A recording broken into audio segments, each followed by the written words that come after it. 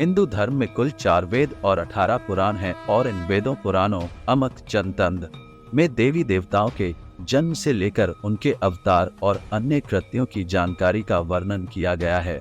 दुविधा की बात तो यह है कि कुछ समान बातों से परे सभी में कहानियों का अलग अलग तरीके से बखान किया गया है, जो इन जानकारियों की विश्वसनीयता को और भी अधिक पेचीदा बना देता है। पुराणों में त्रिदेव कहे जाने वाले ब्रह्मा, विष्णु और महेश के जन्म से जुड़ी कहानियों का भी उल्लेख किया गया है।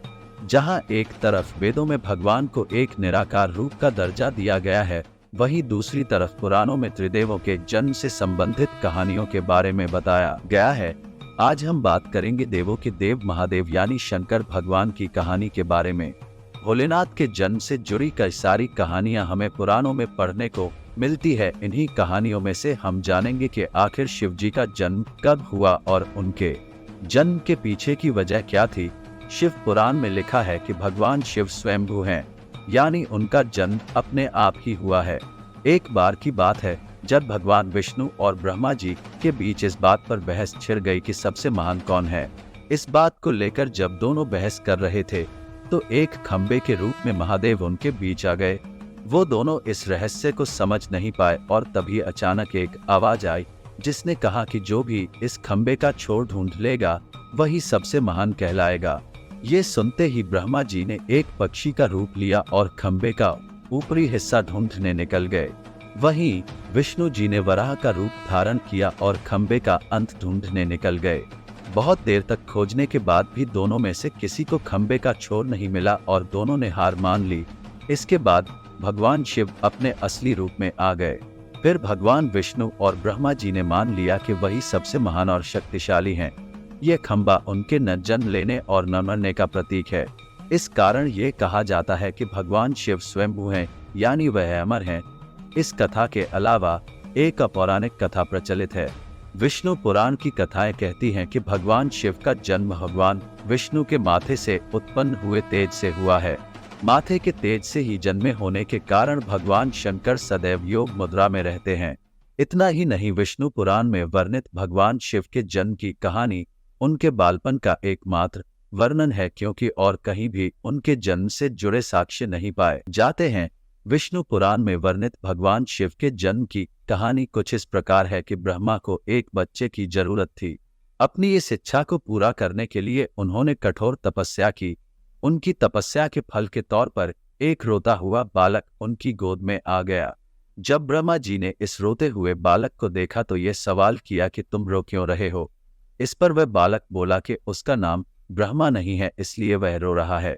उस नन्हे मासूम बालक की बात को सुन ब्रह्मा ने उसे नाम दिया रुद्र।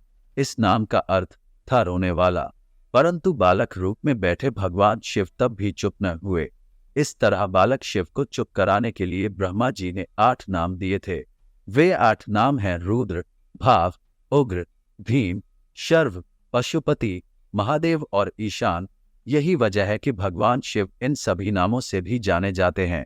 शिव जी के जन्म के पीछे की इस पूरी कहानी की बात करें तो था कुछ इस प्रकार है। जब संपूर्ण ब्रह्मांड, धरती, आकाश और पाताल जलमग्न, उस समय ब्रह्मा, विष्णु और महेश के अलावा कोई भी अस्तित्व में नहीं था। उस दौरान केवल भगवान विष्णु ही थे जो जल में शेषनाग पर विश्राम करते हुए नजर आ रहे थे। तभी ब्रह्मा जी भगवान शिव की नाभि से प्रकट हुए और फिर भगवान शिव की उत्पत्ति माथे के तेज से हुई। ब्रह्मा जी से शिव जी को देखा तो पहचानने से साफ इनकार कर दिया। ब्रह्मा के इनकार से भगवान विष्णु को यह भय सताने लगा कि कहीं शिव जी रूठ न जाएं, जिस कारण उन्होंने ब्रह्मा जी को दिव्य दृष्टि प्रदान की, जिससे उन्हें शिव जी के बारे में स्मरण हो आया। सब कुछ स्मरण होते ही ब्रह्मा जी को अपनी गलती का आभास हुआ और उन्होंने शिव जी से माफी मांगी। साथ ही ब्रह्मा जी ने शिव जी से अपने पुत्र के रूप में जन्म लेने का आशीर्वाद भी मांगा। भगवान शिव ने ब्रह्मा जी को माफ करते हुए उन्हें आशीर्वाद प्रदान किया। इसके बाद भगवान विष्णु के मैल से उत्पन्न हुए मधुकैटभ के वध के बाद जब ब्रह्मा जी ने संसार की रचना करना आरंभ किया तब उन्हें एक बच्चे की जरूरत पड़ी। इसी समय उन्हें भगवान शिव से मिला आशीर्वाद याद आया। आशीर्वाद को पाने के लिए उन्होंने तपस्या की और फिर एक बालक उनकी गोद में प्रकट हो गया। विष्णु पुराण की माने तो शिव जी के पिता ब्रह्मा जी थे जिन्होंने शिव जी से अपने पुत्र के रूप में जन्म लेने का आशीर्वाद मांगा था। फिर समय आने पर सृष्टि के निर्माण के समय शिव जी ने ब्रह्मा जी के पुत्र के रूप में जन्म लिया।